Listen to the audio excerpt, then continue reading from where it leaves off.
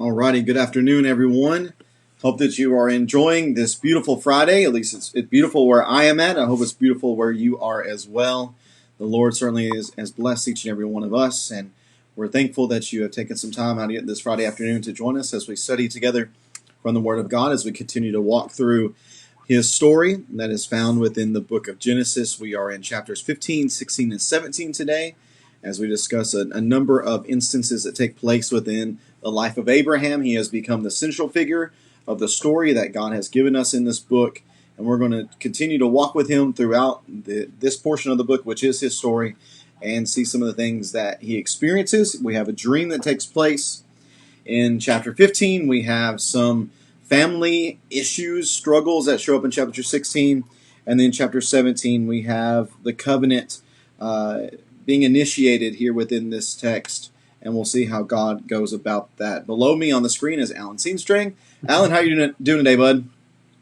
Oh, enjoying the day today. It's been great. Looking forward. Nose goes on chapter 17, though. Oh, I know. This is definitely one of the, well, though it be a difficult subject, it is important, and there are a lot of underlying principles within Genesis 17 that still apply today, and that lay forth some themes that are found within within Genesis, and that carry forth into the New Testament. We'll discuss those things once we get to chapter 17. Before we get there, we want to get chapters 15 and 16 talked about. And if you have any questions or comments about our study today, again, we invite you to join us in commenting in the comment thread. If you have any questions, please state a question there. You are more than welcome to do so. We gladly welcome such, and I'll be scrolling back and forth every once in a while from the Facebook page or from my screen that has what we have working to the Facebook page to catch anything that might be on there.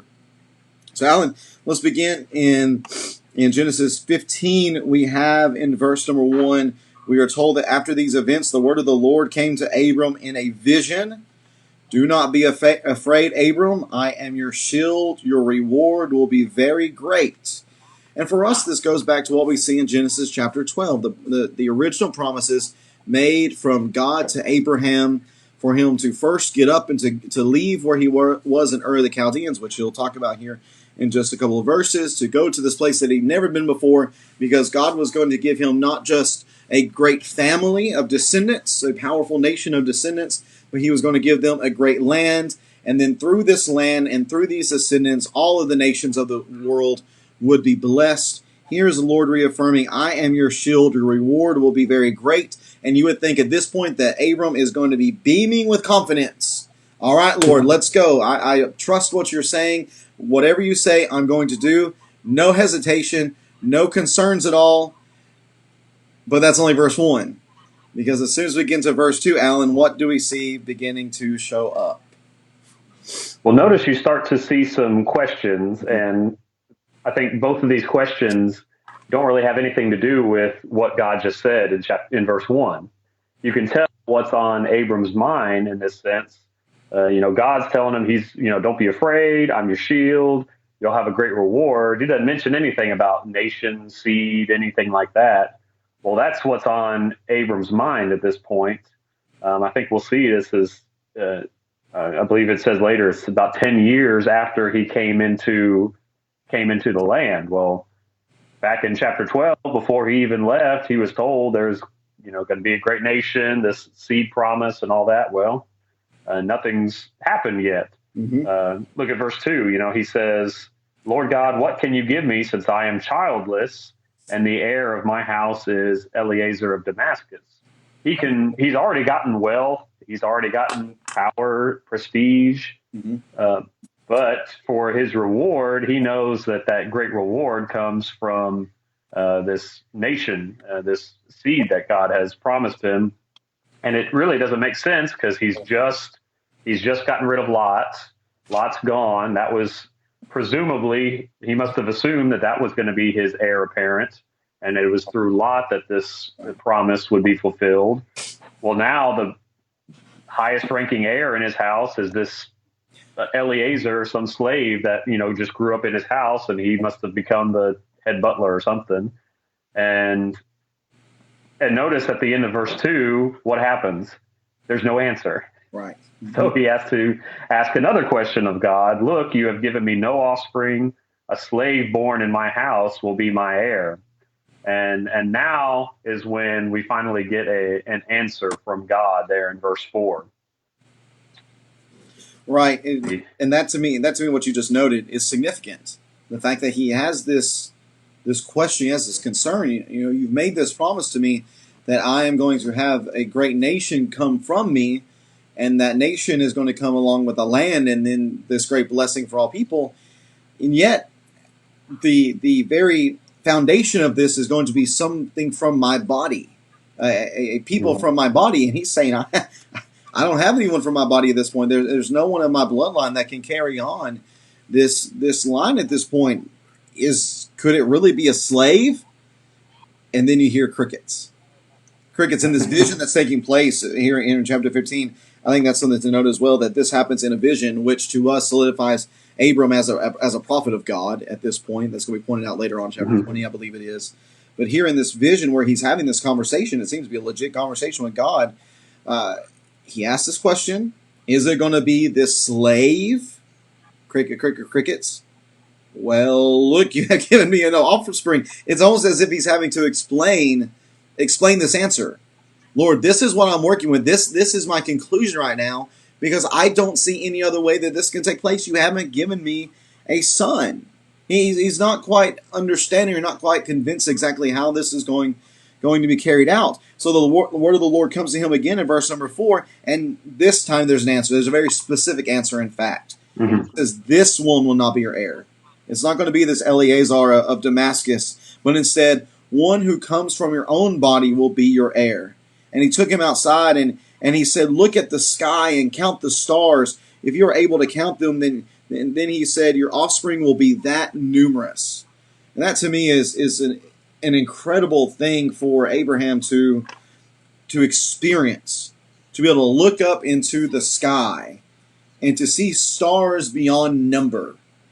And for him to say, this will be your offspring. And notice right before he says this, he gets more specific. And Alan, you pointed something out in our pre-show discussion. You said you want to talk about how this covenant promise that God has made with Abraham, it's progressive. That it wasn't in chapter 12 that at that moment God gave all the details of this covenant to Abram.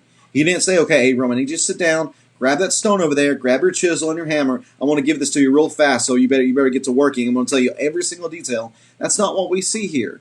We see in the beginning, land, nation, seed's going to bless everyone. Very little as far as detail goes. And now what we see here is a little more coming as time is going on, and maybe a little more coming as God is seeing Abraham's faith continuing to grow and develop. And he gives him this reaffirmation that the nation coming from you, it's going to be great. How great? Look up. That tells you how great. And you pointed out something really important that is seen here in verse number 6 that shows us that this is Abraham completely full of doubt. He might have been a little hesitant. He might have been questioning a little bit, maybe a little confused how this could happen. But verse number 6 is key, because what does it say concerning Abraham here, Alan?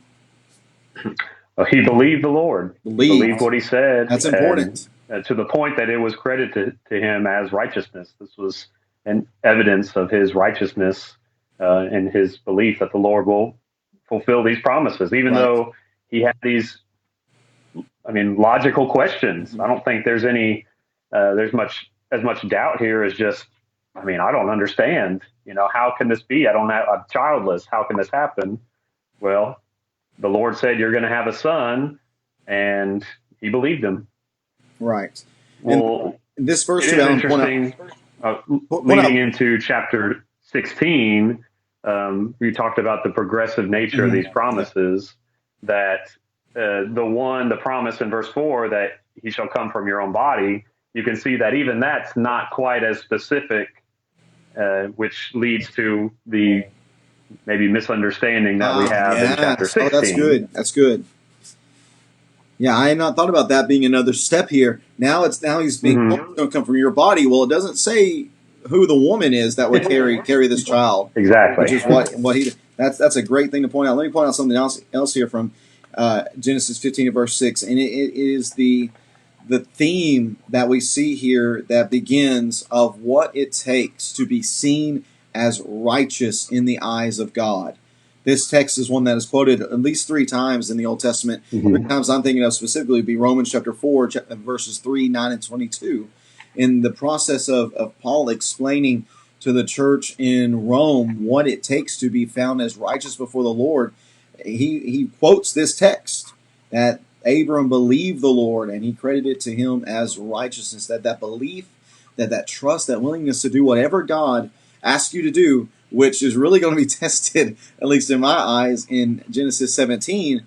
We see that initially showing up here in Genesis 15 and verse 6. If we want to think in New Testament terms, well, how can I be righteous? How can I please God? How can I be faithful? It isn't, those beginning points are not found in the New Testament. But we go all the way back to the beginning, which is Genesis.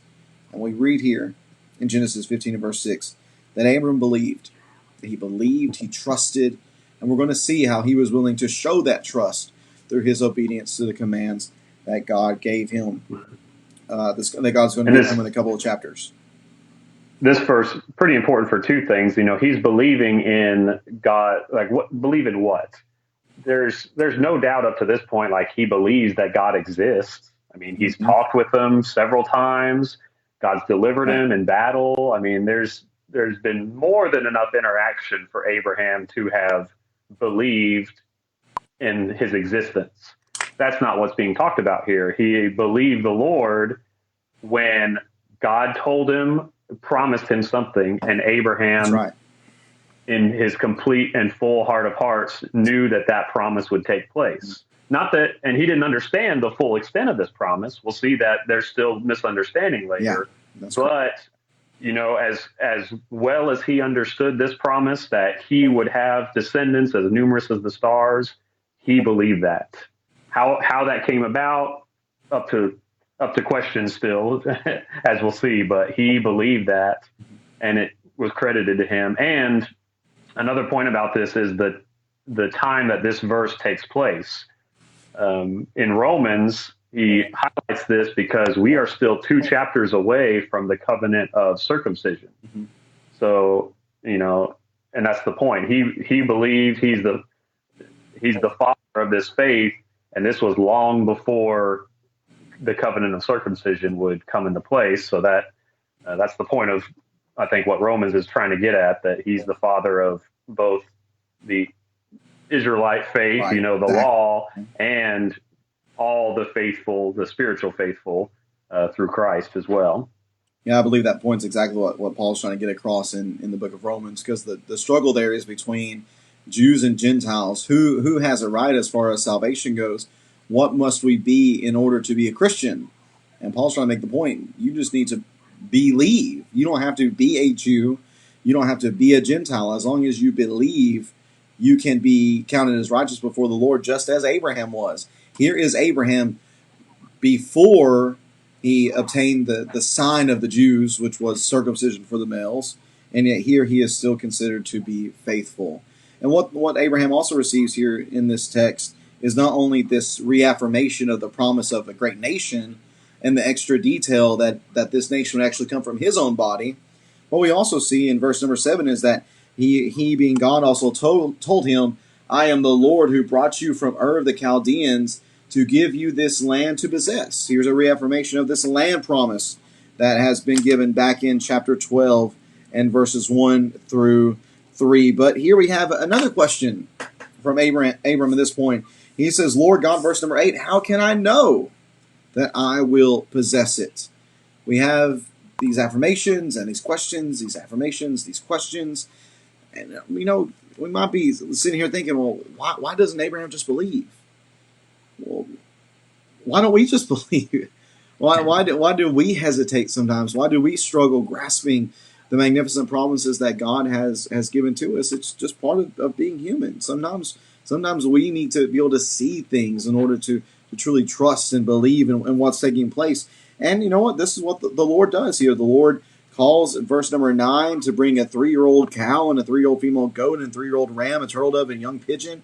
And he does all these things, and he cuts them all up. He even has to drive away some birds from the carcasses. And Abraham sits down in verse number 12 at the setting of the sun, and a deep sleep comes over him. And suddenly great terror and darkness descended on him. And here's the Lord speaking to him again, Alan. And here we have a prophecy. Whenever we talk about prophecy, if you have participated at all in our Isaiah class, I made the point often that being a prophet does not always entail being able to foretell the future. Being a prophet isn't all about foresight, but it is about speaking as God would have us to speak, and to speak the perspective of God. Here, at this point, Abraham has been given God's perspective. This is how he sees things working out. And there is some prophecy involved. You are going to have a nation. It's going to come from your seed, and you're also going to receive this land. But now, beginning verse 13, the Lord gets very specific in regards to part of this plan and how it's going to be unfolded. And what does he prophesy about here, beginning verse 13 specifically, Alan? Well, basically, he's talking about the entire existence of the nation of Israel to this point. And by this point, I mean when the first readers, likely in Moses' generation, were reading this. So imagine you are part of that Exodus generation, you're wandering in the wilderness, and Moses writes down the story and tells it to you. And I think that's the point of this whole section, is for that generation and beyond, because it tells exactly what happens. Your offspring will be resident aliens for 400 years in a land that does not belong to them. They will be enslaved and oppressed. In verse 14, I will judge the nation they serve, and afterward they will go out with many possessions. In the fourth generation, verse 16, they will return here, talking about Canaan, because it was all the way until that point that the iniquity of the Amorites would reach its full measure. So this is the Israelites reading this and knowing, like you said, the point of how do you know that a prophet is true when something that he says comes to pass? Well, this was said generations before to Abraham, and it's exactly as it came to pass 400 plus years later.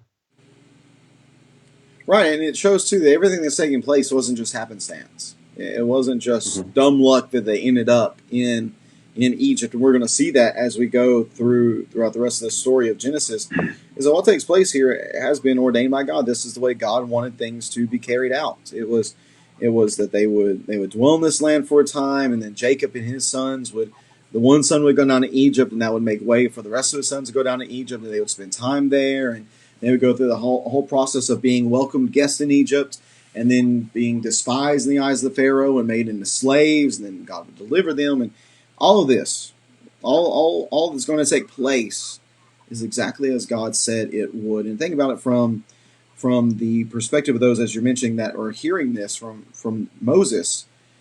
If they weren't convinced already that what they had seen in the plagues and such of Egypt was enough to show God's power, then how much more would they be impressed by God by hearing the fact that what they had just gone through was exactly what God said they would go through.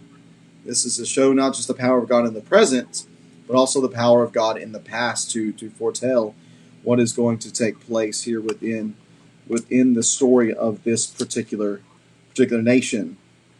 Verse 17 talks about the sun being set and go down, and there's that's what I was going to get to. Yeah, go ahead. Take off then. Yeah, you have this interesting thing that kind of gets lost on us. This doesn't really make too much sense. When the sun had set, verse 17, a smoking fire pot and a flaming torch appeared and passed between the divided animals. Mm-hmm. So we talked earlier about these animals that were cut in half and then set on either side.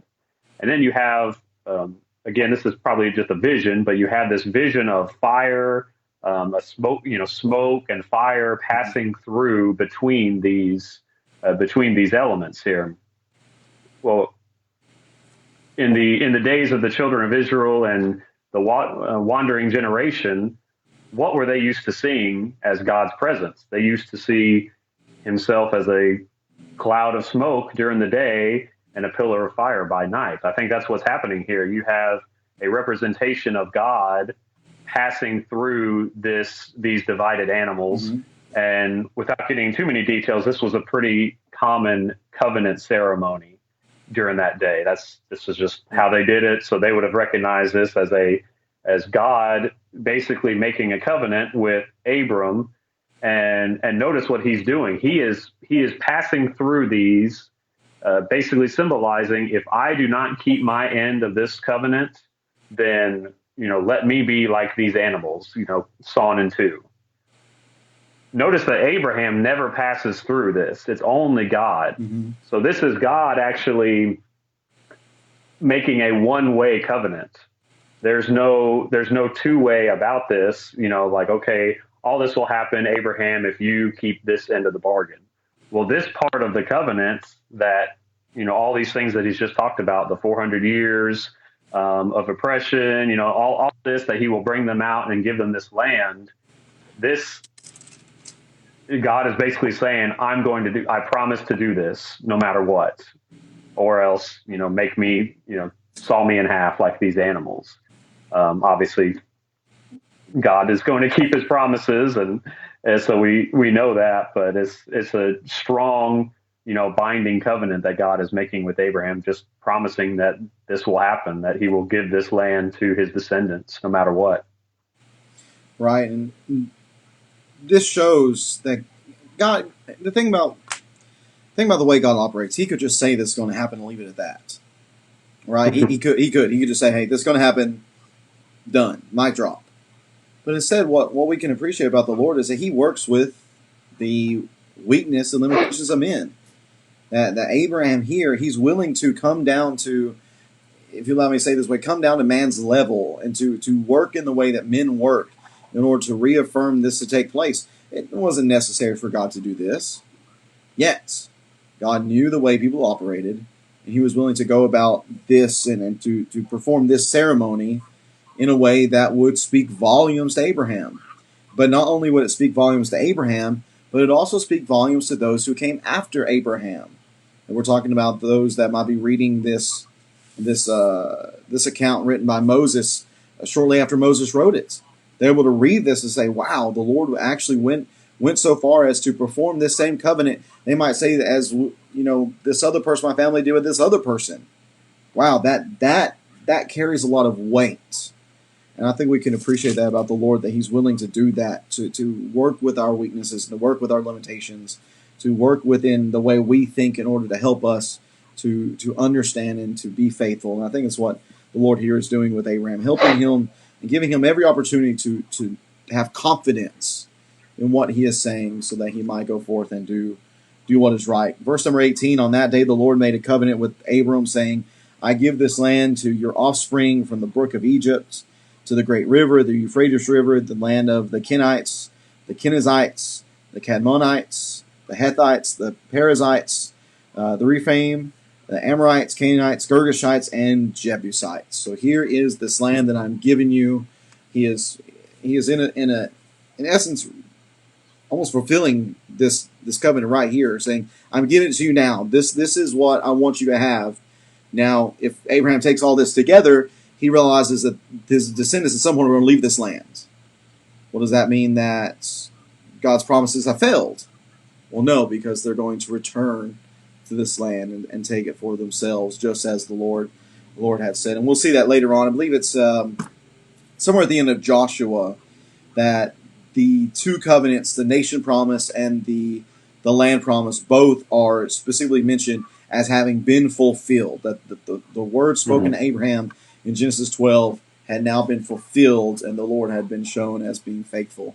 I want to say it's somewhere at the end of Joshua. I should look that up earlier. All right, Alan, let's move on then to the family drama portion of today's study as we get into Genesis chapter 16. I really like what you said, and I think that's great insight that you give, that the Lord gives Abraham this little nugget of how this covenant and how these promises are going to work out. It's going to come through your body. From your body, this descendant will come. And we get here to chapter 16, and and naturally we'd be thinking, okay, well, obviously this is going to be Abram and himself and his wife. That would be who fulfills this promise, or the people through whom this promise would be fulfilled. And yet we are reminded in chapter 16 and verse 1 that Sarai had not borne any children to him. Well, why? Well, we go back to chapter 11 and verse number 30, and we see that she's barren. She's never been able to have children. And Abraham and Sarai as a couple are still childless at this time. But, second half, verse number 1, she owned an Egyptian slave named Hagar, presumably someone that she received while they were in Egypt. And what Sarai says to Abraham is, since the Lord has prevented me from bearing children, go to my slave, and perhaps through her I can build a family. And Abram agreed to what Sarai said. So Abram's wife Sarai took Hagar, her Egyptian slave, and gave her to her husband Abram as a wife for him. And the text says this happened after Abram had lived in the land of Canaan 10 years. And of course they come together and she becomes pregnant. And that's where the additional problems, well, they begin to rear their ugly head. What happens, and I'm sure this is coming as a shock to no one, that there's issues at this point where a husband and a wife are able to have kids. The wife said, hey, here's my handmaid. Let her be your wife as well, so that she could bear a child. And once that person does become pregnant, well, there's going to be some hard feelings that take place here. Alan, why don't you walk us through what happens here between Hagar and Sarai and the issues that are involved? This is one of those instances we expect some sort of moral evaluation of what's happening. Mm-hmm. We know, reading through the entire Bible, we know that God's original plan for marriage was, husband and wife. And starting with Lamech, and then now we see with even people that are in God's line, righteous men, we see that plan switching. You start to see multiple wives, concubines in this instance. And there's never any, and God was displeased with this.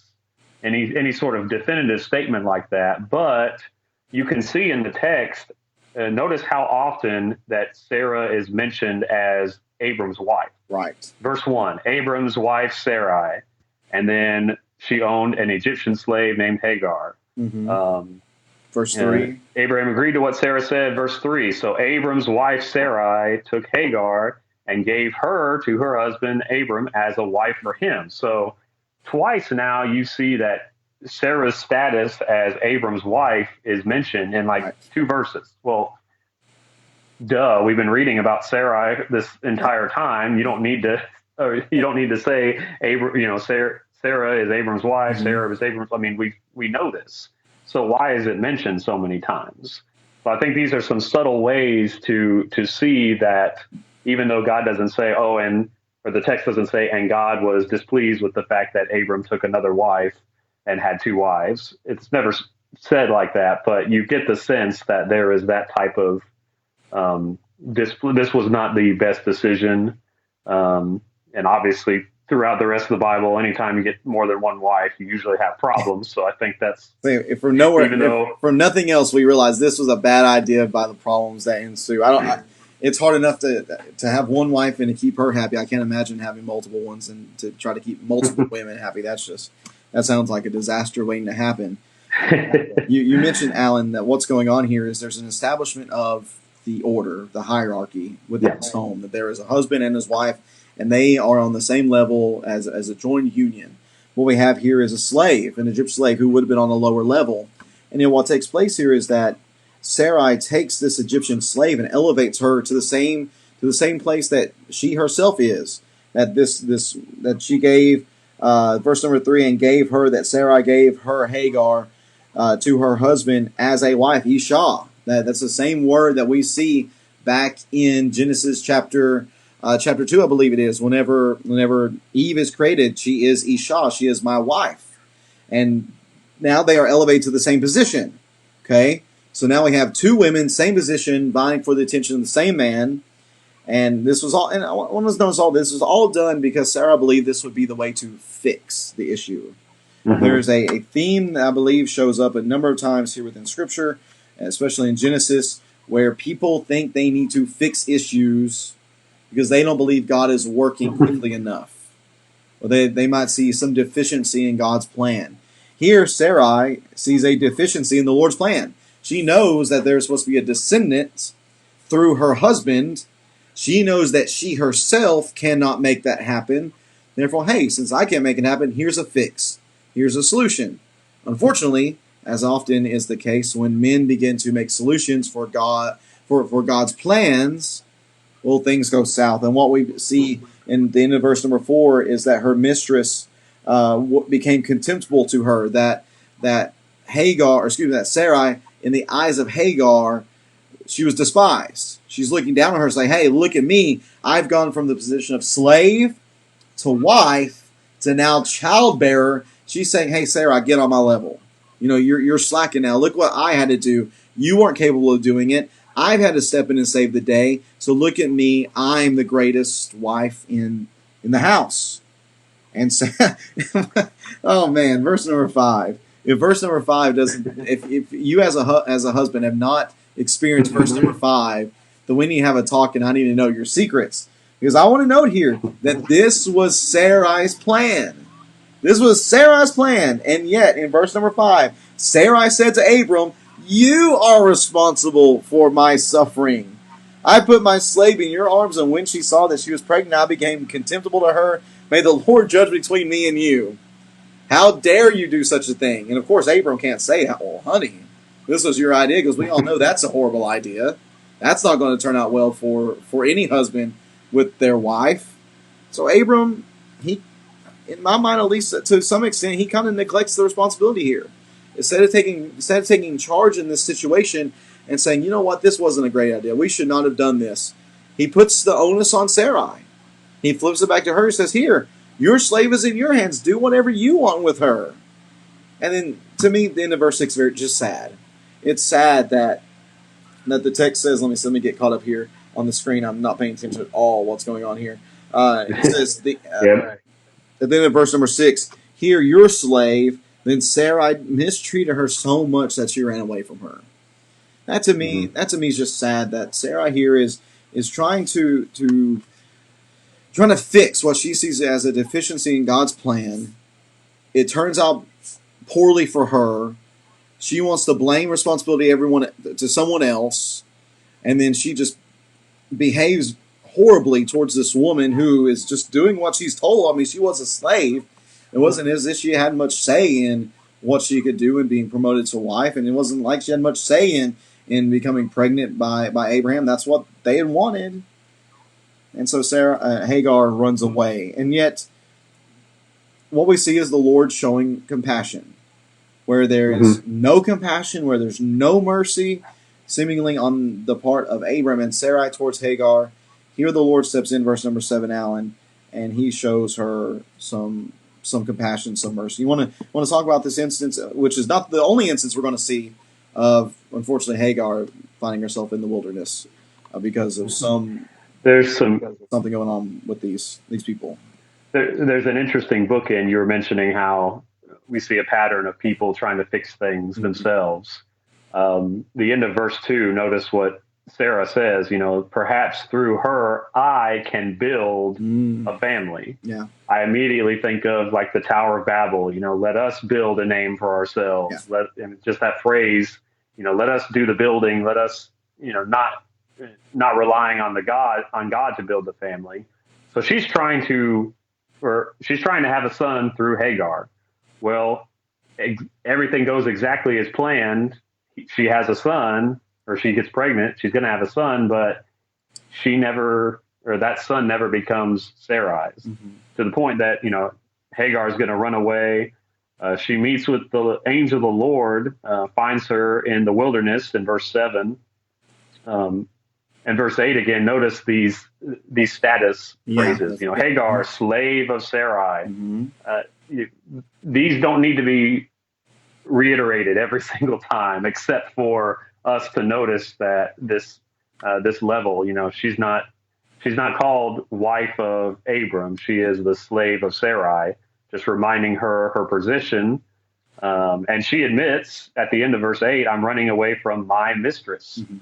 So you get the sense maybe Hagar was taking advantage of the situation a little bit, knowing her elevated status in Abram's eyes, but she also knows that her rightful position is the mistress of Sarah.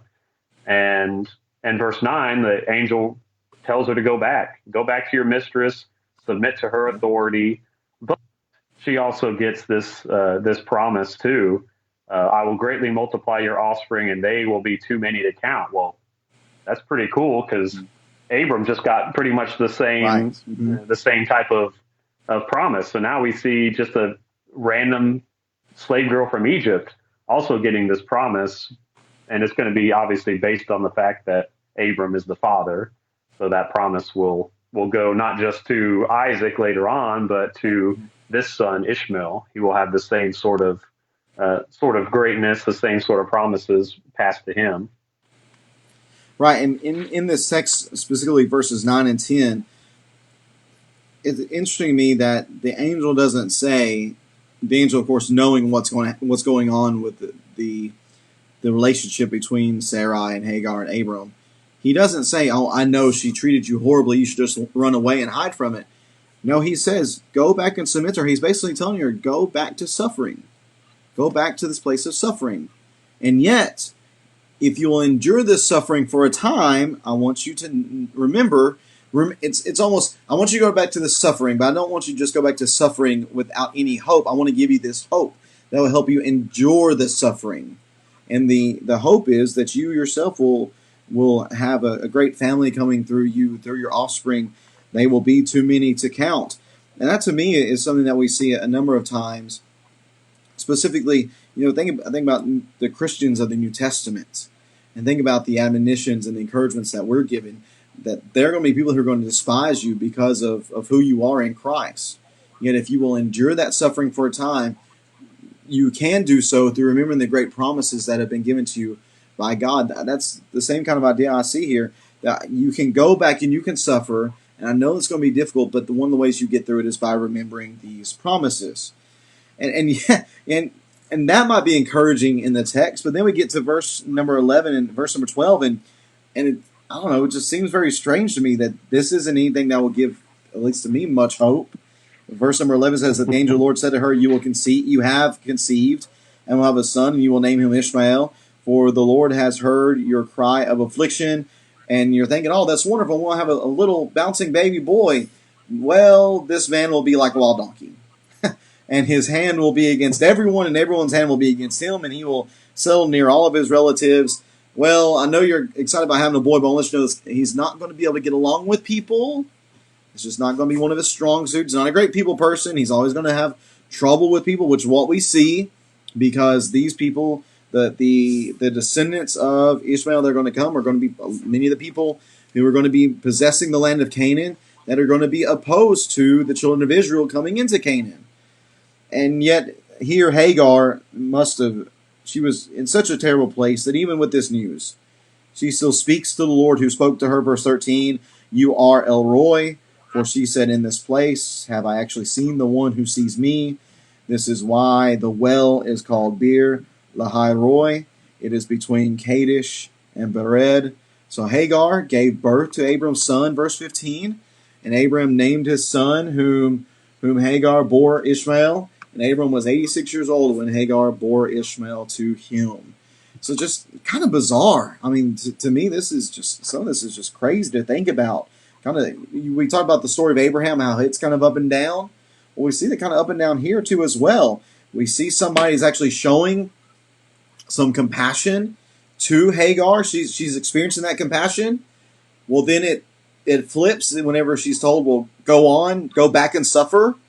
Well, then it flips again. Well, you're going to have a number of descendants. Well, then it flips again to the son. Then it flips again to he's going to have a rough life. But through it all here, Hagar responds well. And I think that's commendable to her in this situation that she's in. She responds well, and she speaks of being blessed by being in the presence of the Lord. And we see her, like Abraham, believing what has been told to her by this angel. And she goes back. to her credit, she goes back to Abram and Sarah, and she does give birth to the son. She shows her faith here in this regard, and that to me is commendable, regardless of what is seen prior. We see her faith in the one who speaks to her, and going back to Abram's household. There's some comforting wordplay here. She talks about this place. You are, in verse 13, you are El Roi or El Roy, which means God sees, the God who sees. And then she's just told about her son Ishmael, which that word means God hears. Mm-hmm. So just in those two verses, talking about the God who sees and the God who hears everything. So some interesting, that's lost on us with the translation, but kind of an interesting comparison there. Right. He was able to see her suffering. He was able to hear her cries of discomfort and sadness by what she was experiencing. And this God of great compassion and great mercy and great love is willing to come to show affection even towards a slave girl. If that doesn't speak to the incredible love and nature of God, then I don't know exactly what does. All right, Alan. Well, we've been waiting for today, chapter 17. We want to note the timestamps here that we've been seeing. That we see in verse 16 that Abram was 86 years old when Hagar bore Ishmael to him. And then we see 13 years later, when Abram was 99 years old, the Lord appeared to him, chapter 17 and verse 1, and said, I am God Almighty. Live in my presence and be blameless. I will set up my covenant between me and you, and I will multiply you greatly. Then Abram fell face down, and God spoke to him, as for me, here is my covenant with you. You will become a father of many nations, and your name will no longer be Abram, and your name will be Abraham. For I will make you a father of many nations, and I will make you extremely fruitful, and will make nations and kings come from you. I will confirm my covenant that is between me and you and your future offspring throughout the generations. This is a permanent covenant to be your God and the God of your offspring after you. And to you and your future offspring, I will give the land where you're residing, all the land of Canaan, as a permanent possession, and I will be their God. All right, we see a couple of things here, Alan. Number one here is some reaffirming of the covenants. We have seen this already back in chapter 15 a number of times, and we see it taking place here, where the Lord comes to Abram, and we see a couple things. Number one, we see the changing of the name, which you alluded to in our last study. He goes from being Father Abraham to being, Father Abram, which roughly what word Abram means, to being High Father Abraham, which High Father being the rough translation of the name Abraham. And he reaffirms, I should say, these two covenants that we've already seen, that I will multiply you greatly, and also have this land that you will take as a possession. Alan, tell us a little bit about the significance of a name change, because this is not the only time we see this in Scripture. In fact, we see it a couple of times. You got anything to add to that?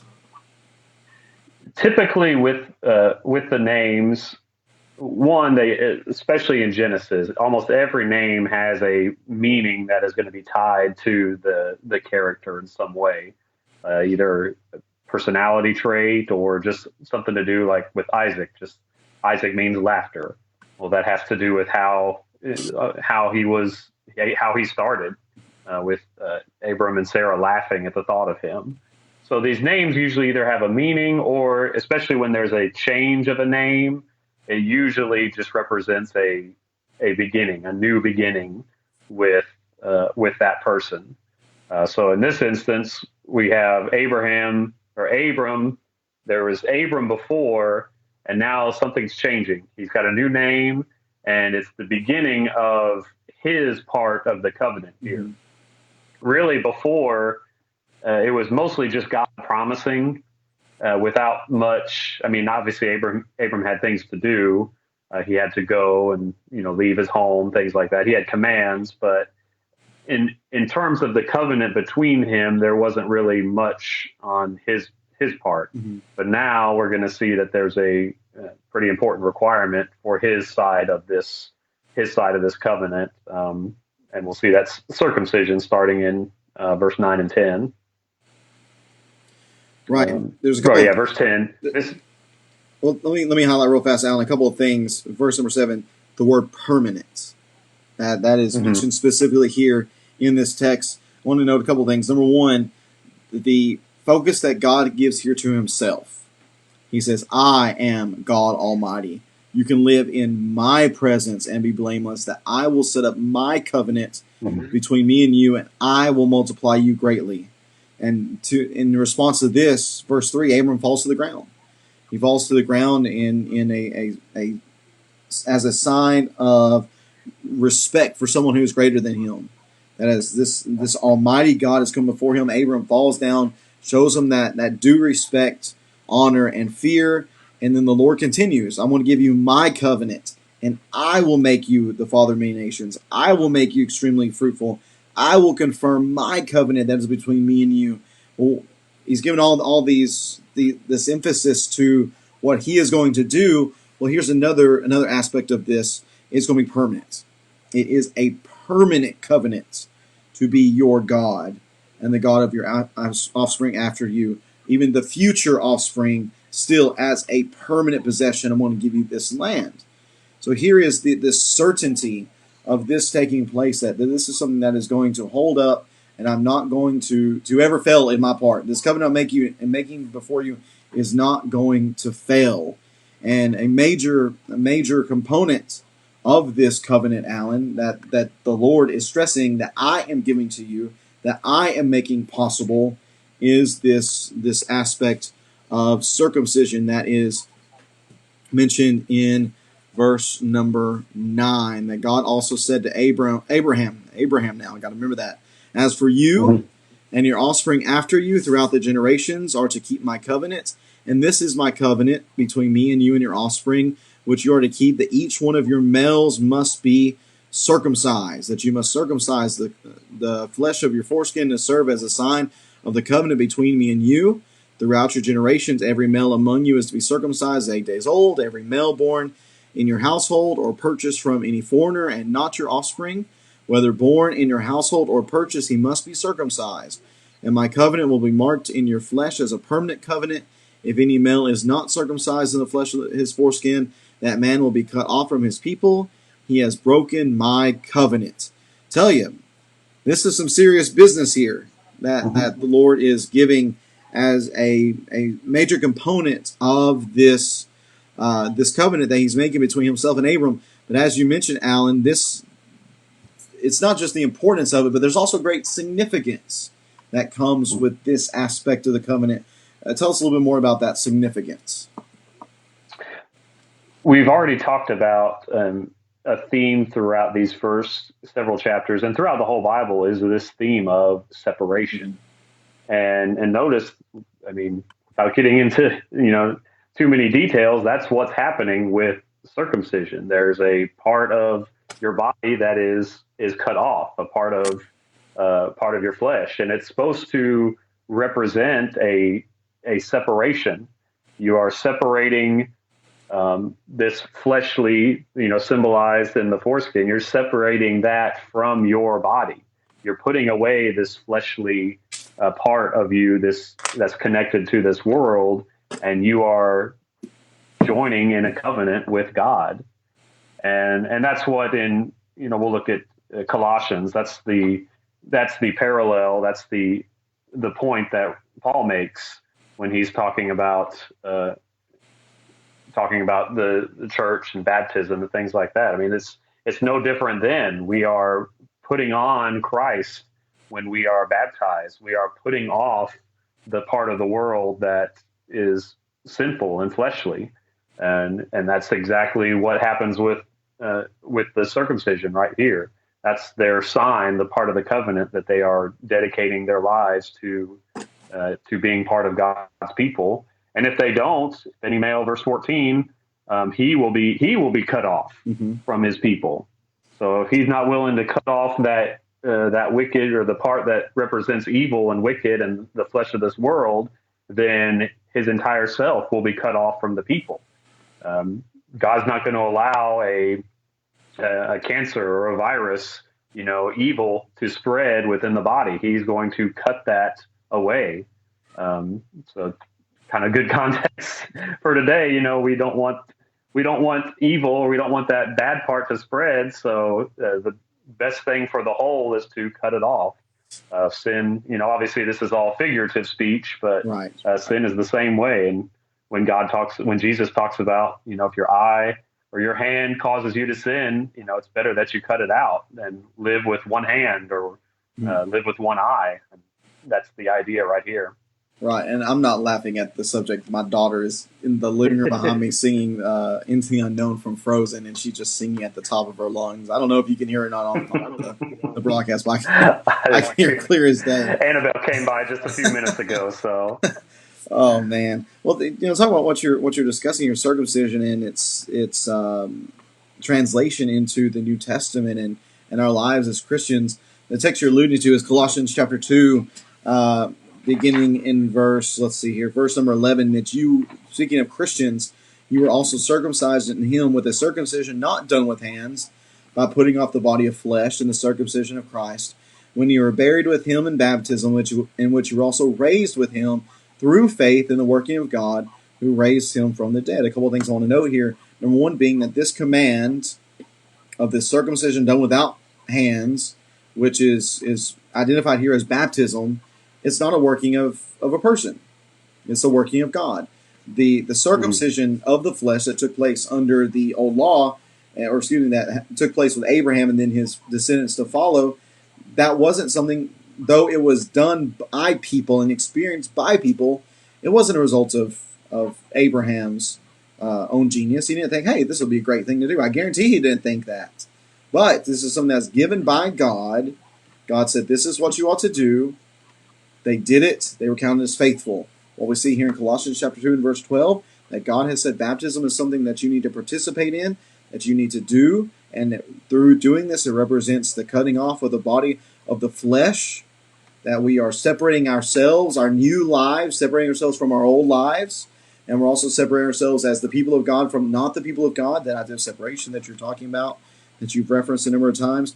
We see that in baptism. We see how that issue of circumcision in the Old Testament with Abraham and then the children of Israel, how it translates to the new. Another one of those instances where something very physical in nature is now translating into something more spiritual in nature. And that's something that we'll see, especially as we get into issues of the law and different components of it. We'll see that more and more, something very physical being translated into something more spiritual in nature. This is an important part of this text to understand exactly why God wanted this to take place and the purpose that it served. And yet it's not the last thing that we see here within this text, because we also see the Lord here speaking about Sarah. We see this beginning in verse number 15 of Genesis chapter 17, that God said to Abraham, as for your wife Sarai, do not call her Sarai, for Sarah will be her name. And I will bless her. Indeed, I will give you a son by her. Here's some more of this unraveling of the details of this plan. And I will bless her, and she will produce nations. Kings of people will come from her. And in verse 17, Abraham fell down, and then he laughed and said to himself, can a child be born of a 100-year-old man? And can Sarah, a 90-year-old woman, give birth? So Abraham said to God, if only Ishmael were acceptable to you. But God said in verse 19, no, your wife Sarah will bear you a son, and you will name him Isaac. I will confirm my covenant with him as a permanent covenant for his future offspring. And as for Ishmael, I have heard you, and I will certainly bless him. I will make him fruitful, and will multiply him greatly. He will father 12 tribal leaders, and I will make them into a great nation. But I will confirm my covenant with Isaac, whom Sarah will bear to you at this time next year. When he finished talking with him, God withdrew from Abraham. We see here within this text that there isn't only something that is going to be done by Abraham, but there's also a component that Sarah is going to participate in, the fact that she is going to be the one who will mother the child that will come from Abraham. And in verse 17, Abraham laughs, and there's some disagreements because it's not exactly clear why he's laughing here. I think we're going to see in our next study whenever Sarah laughs, it's pretty obvious that she's laughing because she doesn't think this is really going to happen. She thinks that's crazy. Here, maybe Abraham's laughing because of joy. Maybe he's laughing out of skepticism. I'm not exactly sure. But he says in verse 18, this will be a lot easier, Lord, if Ishmael was just acceptable to you. Why not let him be the son of promise? And how does God respond to this suggestion from Abraham almost? Why not just let Ishmael be this promise? What does the Lord say here, Alan? I like in verse 19, he just says, no. No. Just straight up. It's pretty simple. Yeah, very short. But he just reiterates, your wife, Sarah, he's pretty clear here, will bear you a son. And again, we tend to think that Isaac, whose name means laughter, was named that way because of Sarah's laughter. She's the one that gets the blame, and she's laughing because she could never bear a son. Well, notice he gets named long before Sarah ever laughs. It's Abram that's laughing. That's right here. But again, these names are interesting because up to this point, it's been Abram and Sarai. Mm-hmm. And Abram and Sarai have no children. They are not fathers of multitudes or mothers of multitudes. But now we have Abraham and Sarah, and it's not, we'll see, I think, he says within a year you will have a son. So Abraham and Sarai, Abram and Sarai are barren. Abraham and Sarah are fruitful and multiply greatly from this point on, to the point that even Ishmael, who is from Abraham, is blessed almost in the same way that Isaac is. He's going to have 12 tribal leaders come from his line. Well, obviously Isaac has Jacob, who has 12 tribes come from him. So that nation promise, that seed promise, or the great numbers, the great nation promise will even pass in part to Ishmael. Mm-hmm. But the land and the seed promise will continue only through Isaac. But the covenant, that's the specification here within the covenant. Text. It's not that only Isaac would be blessed.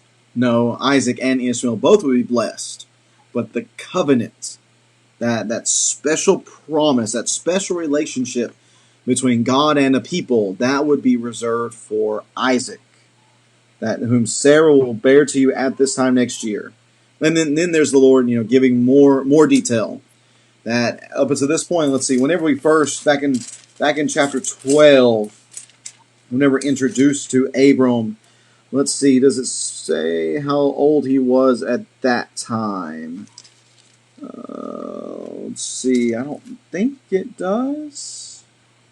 Which verse or which chapter?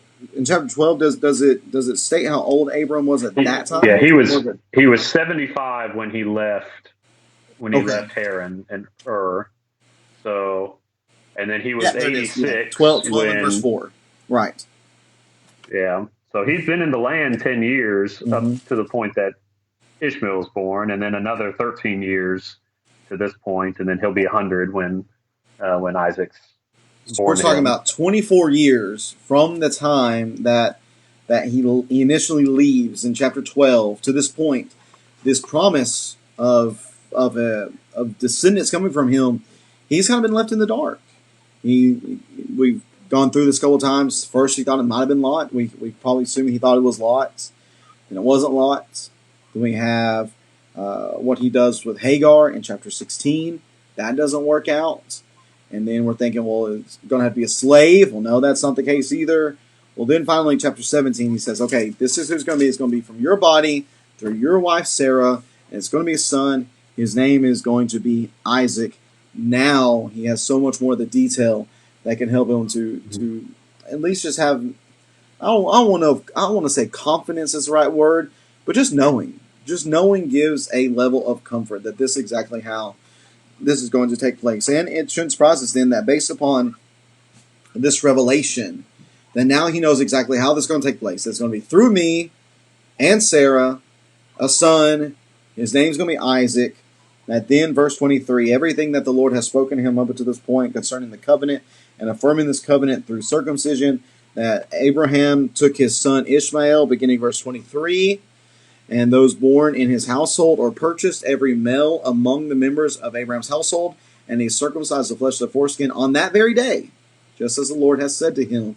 Abraham was 99 years old when the flesh of his foreskin was circumcised, and his son Ishmael was 13 years old when the flesh of his foreskin was circumcised. And on that day, Abraham and his son Ishmael were circumcised, and all the men of his household, whether born in his household or purchased from a foreigner, were circumcised with him. Here's a moment. Here's one of these peaks that we have within Abraham's life, his faith.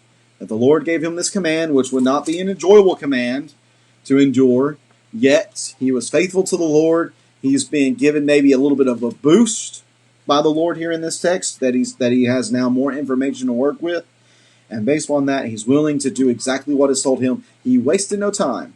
That day, the text says, he went and did exactly what the Lord has said needed to be done. To me, that's commendable on the part of Abraham. Shows the faith that he has and why he stands out and is described in the New Testament as the father of our faith. Alan, what do you have to add on as we conclude this text? Yeah, right in verse 22, right before Abraham's response to all this, I find it interesting. It says, when he finished talking with him, God withdrew from Abraham. So he's not influencing him in any way. He would, in a sense, withdraws to let Abraham by himself answer and let him respond. And so Abraham, through his free will, his response is to immediately obey this covenant, right? And to have himself, at 99 years old, I mean, probably we're talking about thousands, maybe, of people in his household. Remember, he had 300 soldiers in his house 13 years ago. So it's got to be even greater at this point. This was hundreds and hundreds of men, and his son included. And he does that very day. That is his response. And I think that highlights our response in terms of obeying the covenant, obeying God's laws. We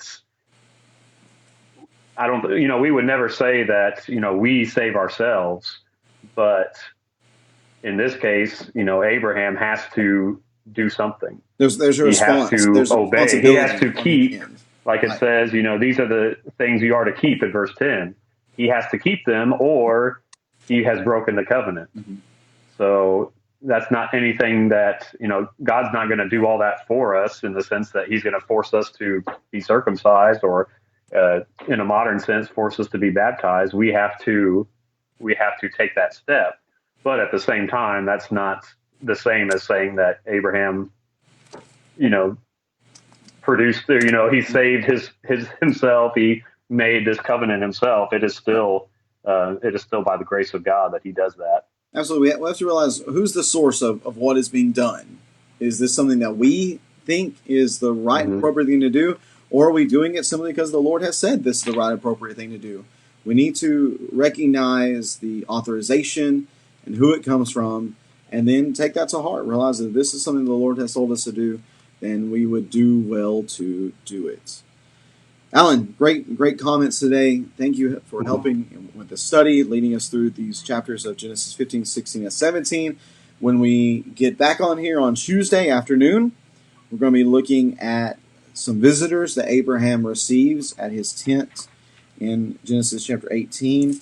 And we'll see what takes place with Sodom and Gomorrah, and continue on working our way through the story of Abraham and his family, and the vital part that he plays within this whole story of God and his plan for the redemption of mankind that is ultimately going to be fulfilled in the man Jesus. And yet once we begin with Jesus, we begin tracing our way back, we're going to find ourselves right back here to this man Abraham. And that shows us just how important role he plays within all this, and the great example that he sets for us a number of times whenever he shows how great a faith he could have. Alan, thanks so much again. Hope you have a great day, bud. Thank you. Weather back in Jackson. Hope everyone is having a great rest of your day. Hope you enjoy the rest of this Friday. Have a great day tomorrow, Saturday, and hope we'll be able to worship together in whatever means we have on Sunday. Hopefully we'll be about done with this social distancing quarantine thing, and we'll be able to worship back together in person soon. Thank you to everyone who has joined us. Hope you know that we love you so much and that God loves you too. And if we can serve you in any way, please reach out. We'd love to do that. Have a great rest of your day, and we'll see you back here on Tuesday at 3 p.m. as we continue to walk through His story. Everyone take care.